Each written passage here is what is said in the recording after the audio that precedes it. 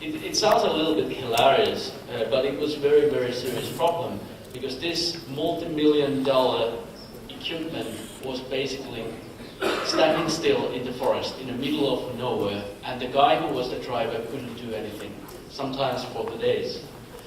So this was actually the point in my life and in my career when I actually understood that the security and the internet, and basically that was the Internet of Things or Internet of Vehicles at the time, 10 years ago already. And this was a very, very serious problem. And from that point on, I have been thinking that, when the internet is coming to the car and when the connectivity is coming to our daily life, it will actually create all sorts of challenges. Okay, so my topic today is about how to implement practical, secure platform for connected vehicles of the future. My approach is maybe a little bit different. I'd like to spend most of the time in the design paradigms and the thinking behind it, what we all have to change. And so after the session, please ask any questions if you have any, and I will be staying here after this session as well, so just if you want to have a chat. Okay, let's get started. So, according to the analysis Mason, by 2019, 89% of the cars are connected. There are many, many other studies which are saying pretty much the same, sometimes within the next 3 years, next 5 years, next 4 years. But the message is the same. Basically, all the vehicles will be connected to internet within this decade, anyway. The key drivers behind this trend are obvious. Like we have been hearing earlier already here, it's various commercial interests as a regulatory interest equally as well. So if we are thinking about the insurance companies, they want to give their big audience discounts if they can actually analyze your driving pattern, how fast you accelerate, how fast you drive, overspeed and so on, which may be a reason I don't have a car in the future. But the key thing is this: cars will be connected in various different levels, in an entertainment way, in a normal internet way, and telematics way, vehicle to vehicle, and vehicle to infrastructure connectivity as well. And this is maybe one of the biggest disrupt in the auto industry ever happened. My perspective, what I'd like to, I have actually a certain analogy behind, in my background, what I'd like to emphasize, what I have seen earlier. So I have been in this industry or in software like basically 30 years. I was actually 12 years old when I made my first game. But the last 20 years, I have been spending most of my time within Linux and open source. Linux, I'm from Finland, and Linux is actually coming from Finland as well. And then later on, I was actually responsible for Nokia's, the first implementation of let's say Internet in the Pocket, which was iMode by NTT Docomo in Japan.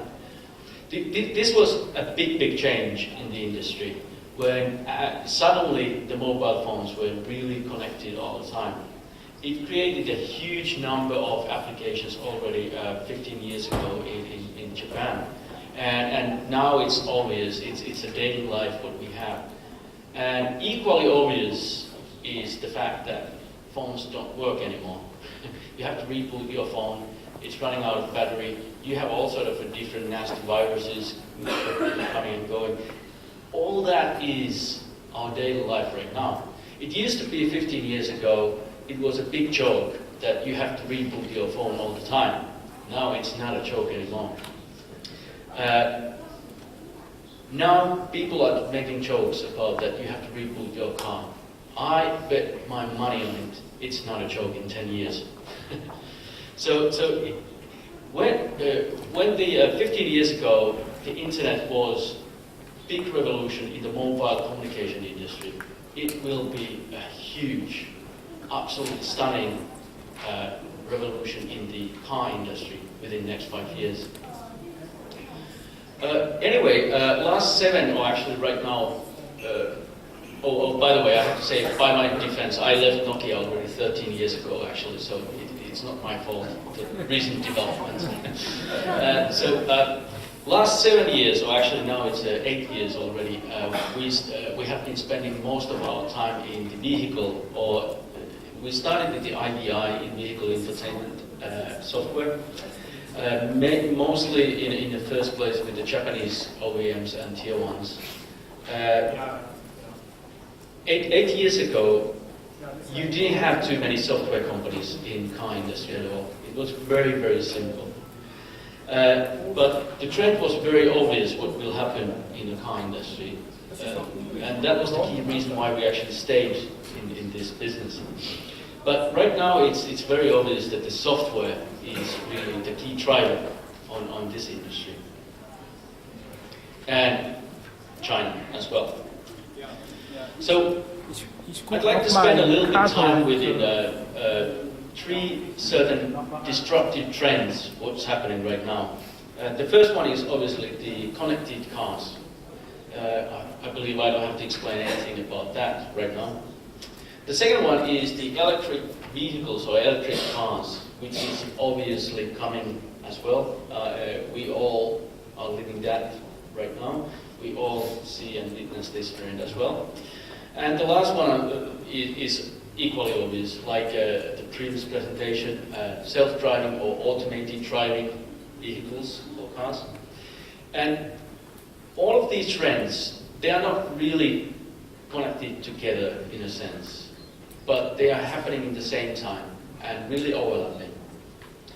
And the thing what we all have to understand right now, when we are talking with the car OEMs, it's obvious there is only one thing what they don't want to, let's say, outsource or get from the suppliers mostly. That's a combustion engine. The engine is absolutely wonderful engineering marvel. It's very, very complex, and it's the key thing in a car right now. And the engine has been the heart and the soul of the car last 100 years. Nothing has changed. It has just got better and better. Right now what's happening, because of these 3 trends, all of these things are very much software driven. Very, very many new software features are coming along. We have a number of vehicle-to-vehicle communication capability, vehicle-to-infrastructure communication capabilities. We have a certain taxation issues, insurance companies, all sort of applications which are not entertainment features. This is not about entertainment. It's about semi and fully mission-critical things. And right now, the car market globally is not a growth market. It's obvious for all the OEMs that the number of the vehicles, it's not drastically growing in the next few years. Right now it's growing, but mostly, or actually only because of the Chinese market. In this kind of market, let's say, situation, it's very obvious that you keep your cost efficiency.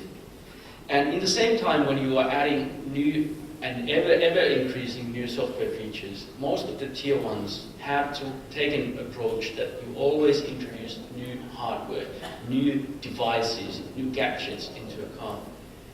My stake on this one is following.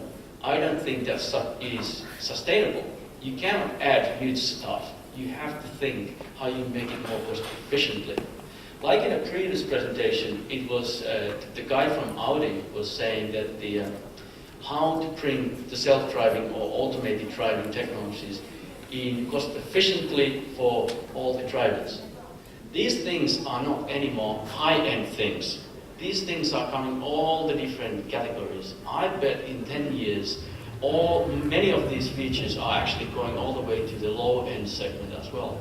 if not low end, at least to the middle segment. So the cost is a key. It has always been a key in the car industry, and ever more so it is, ever increasingly more important. In the same time, you have these security issues, and you have to tackle that one as well. So the key thing is not only security. You can make systems very secure, very stable, very reliable if you don't have to think about cost issue. The problem is that you have to think about the cost issue. So security and cost are the key drivers behind the design of the future connected vehicles.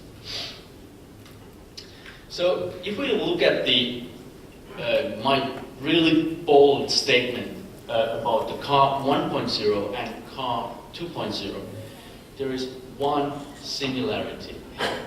Okay, first of all, car 1.0, it's obvious. There is no internet, there is no connectivity. In car 2.0, it's all about connectivity on multiple different levels. In car 1.0, you don't have any, or you have very, very limited software features, and those are very isolated from each other. Like it used to be on cell phones as well. The next generation car is really loaded, and I hope it will not be bloated, but there is a lot of, it's all about software features. One thing, however, remains the same in 1.0 and 2.0, and that is the CAN bus.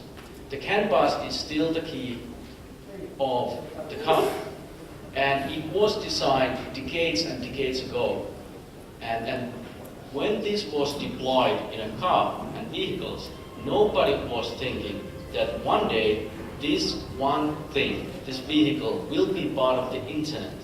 It's really part of the internet. It's equally part of the internet as your phone in the future. But still, internally, everything what you have in your car is completely without security. And that will not change. And this is the biggest challenge. So I don't know how many of you have been following up what's happening in internet right now on these CAN bus hacking things. Right now you can basically, you have a lot of cars and vehicles where you can actually get, let's say, additional communication capabilities, and those are not safe. Many of those things can be actually remotely hacked, and the people can actually take over your car. That means really take over all the ECUs in your car. They can take out of your brakes, they can take out of your steering, all sort of nasty stuff. So, like said, Harri Hursti, who is the only person in the world who actually was capable to hack e-voting machine in US elections, US presidential elections, he was capable to demonstrate how you can actually manufacture votes, as many as you want. And by the way, now after that, the guy was working for Washington. but he was saying very nicely, 20, 30 years ago, the introduction of the viruses and Trojans in a PC and all these problems and annoyances were introduced by whom? Obviously, teenage boys who are super clever and they wanted to show off their skills, and they had a lot of time in their hands. Now, the same guys will have an access within the next few years to your vehicle. So, welcome to the new era where teenagers are actually making cars to collide and dropping elevators. This is Internet of Things. The whole Internet of Things as a concept is broken in many ways. And the key thing is most of the stuff which is now connected or being connected into the internet is not being designed in that mind. So there is no security. And this applies for many different areas, and vehicles are the most critical in many ways. So CAN bus will not have a security, and that's it. We all know that, for example, all these capabilities in existing vehicles, you take any high-end car, you have a, let's say, you have all sort of different ways to try to prevent somebody to steal your vehicle. But still all these are broken because everything is actually connected to CAN bus. And as long as the bad guys have an access to the CAN bus, sometimes from the, let's say, a headlight or some connector, they can actually bypass almost all these equipments.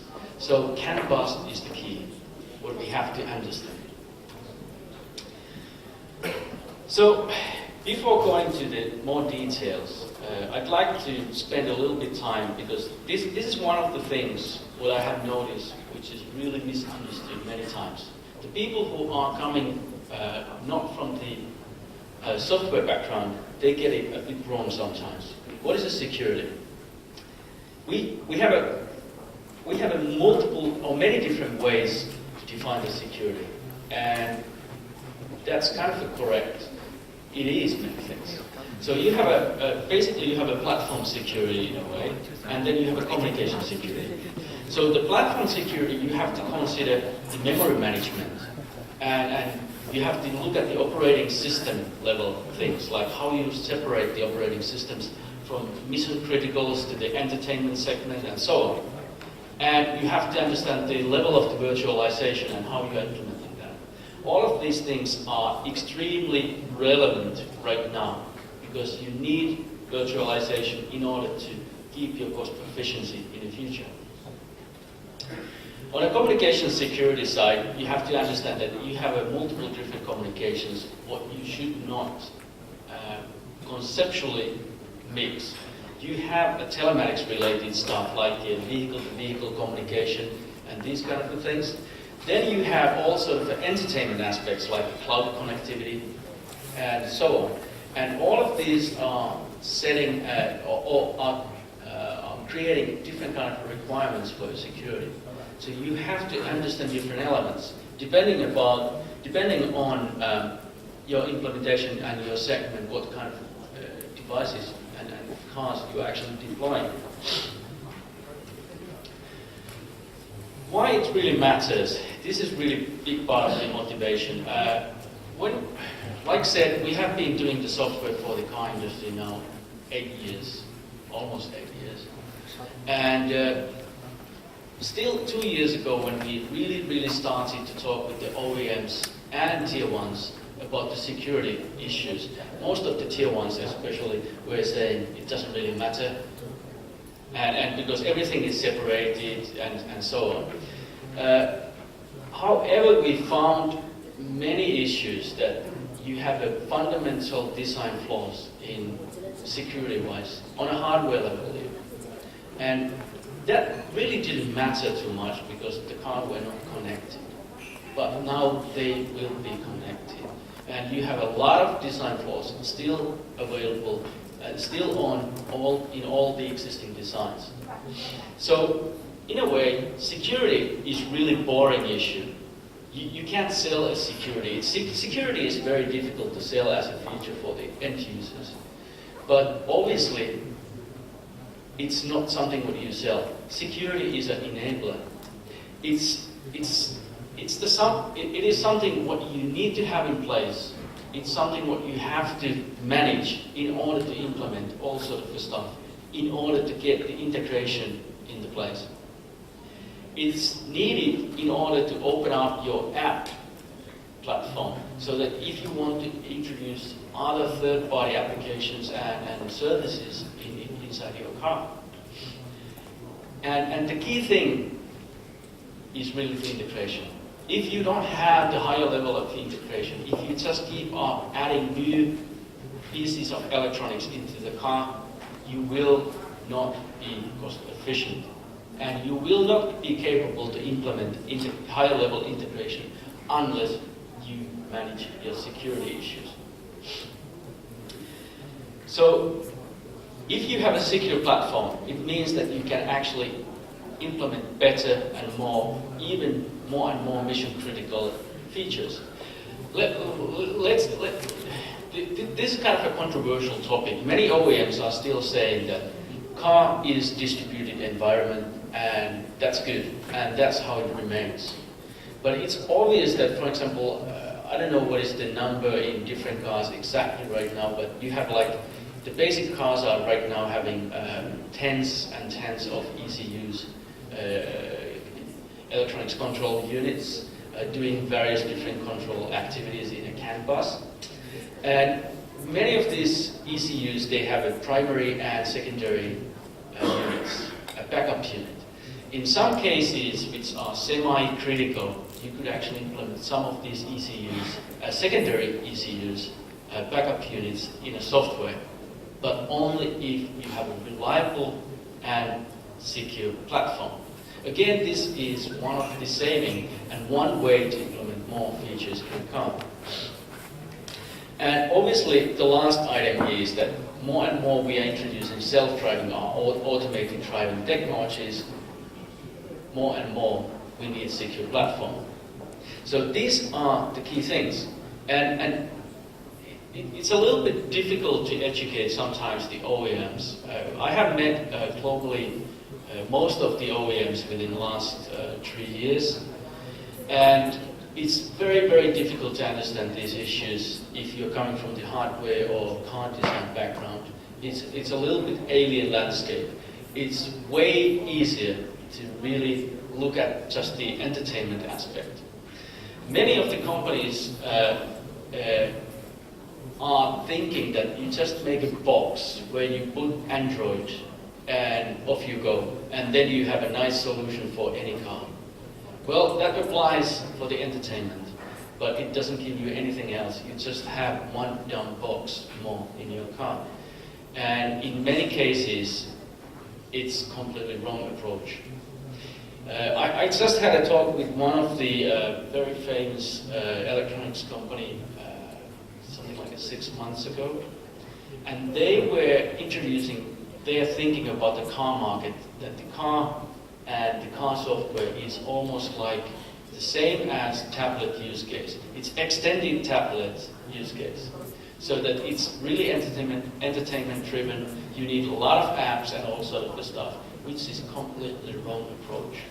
Anybody who has been in the car market, it's completely different thinking what you have to do. But again, so you have to understand and motivate why the security really matters. So everybody coming from the software background knows that the security is not add-on feature. It has to be into place in a, your design paradigm has to be built upon the security and thinking how to build the security and thinking all these different security elements, not only communication, not only encryption if you need, not only memory management, or you have various different things what you have to think. You simply cannot add it later on. Anybody who tries to make a secure Android device, Android phone, tablet or computer, knows that Android devices are very difficult to make really secure. And the reason for that is because the security was not starting point for the design when the Android was done.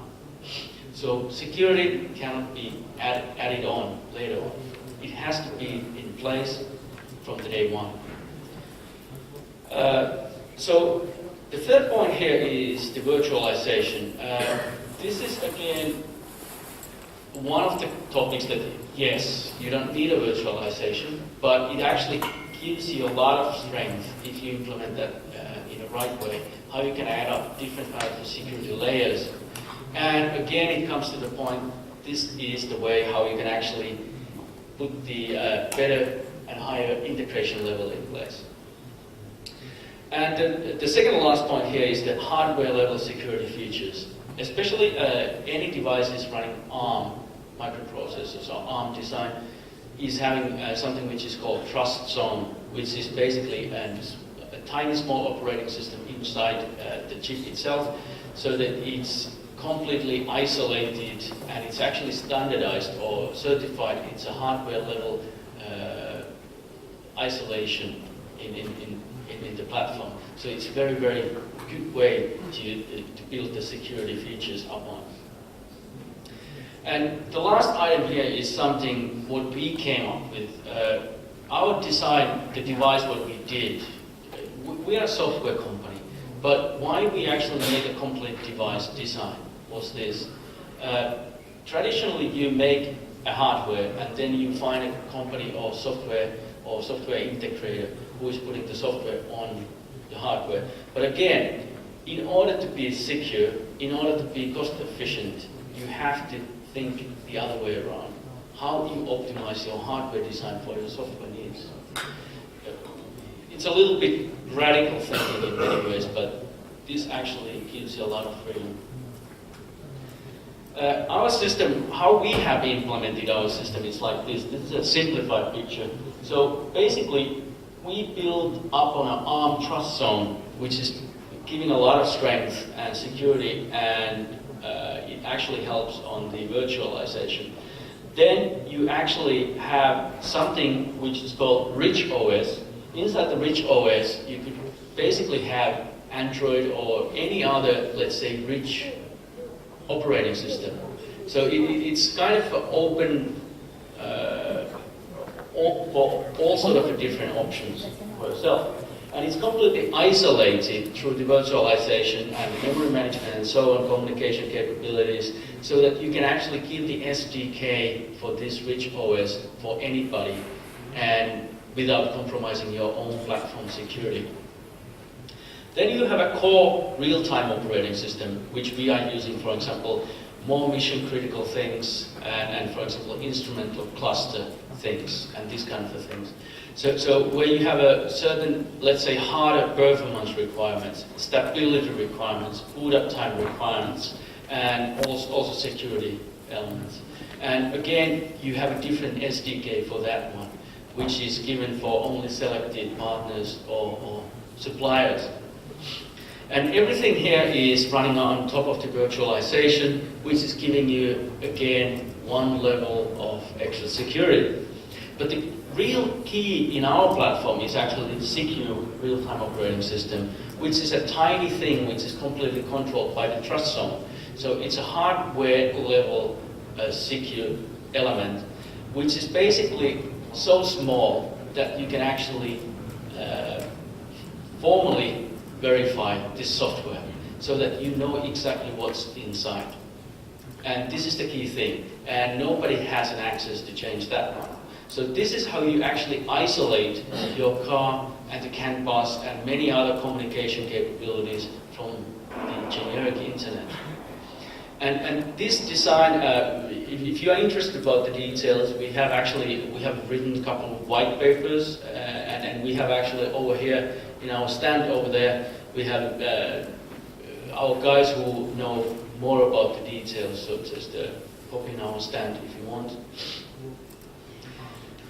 Again, the key thing is isolation, but not on a hardware level, but you have to do it on a software level if you want to be competitive in a cost-wise. But again, design paradigm has to be built up on a security. This is my last slide. I'm actually running a little bit out of time now. So I'd like to just raise a couple of different issues, take the opportunity today, even if I'm talking about security. But I'd like to point out a few things what I want to see happening in China from the Chinese car industry and all the suppliers and the players in the Chinese market. There is a huge opportunity. Like we look at the foreign car markets, there's a lot of legacy. You have a lot of limitations. Things have been done a certain way for decades and decades. So that's not the case here. We can actually think differently. We can actually implement different kinds of things. So for example, you go to the European market, you go to the American market, you have a lot of limitations in the thinking, what can be done. It doesn't apply here. But again, from the security perspective, we have to be careful. Again, urbanization. It gives you a lot of opportunities what you can actually do in a car if you have a secure platform. And all the truly big cities right now are in China in a way. And you have a lot of opportunities how you can introduce these features and demonstrate those features here. Again, closer to the consumer electronics world. This is closer to China's strengths. So again, thinking about security side. If you can build a consumer electronics according to consumer electronics processes and utilize the strengths but still thinking to security. That's a wonderful opportunity here. What we can change here and export the other markets, the thinking itself.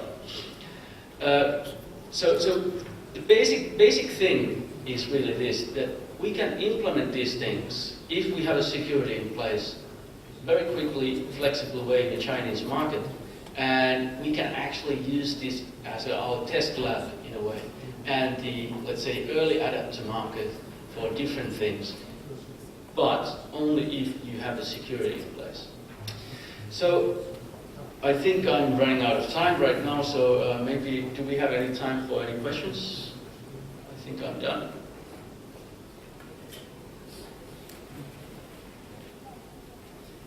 Maybe no questions. Okay. Thank you for your time, and I will be around if you have any questions, and happy to have a talk with you. Thank you.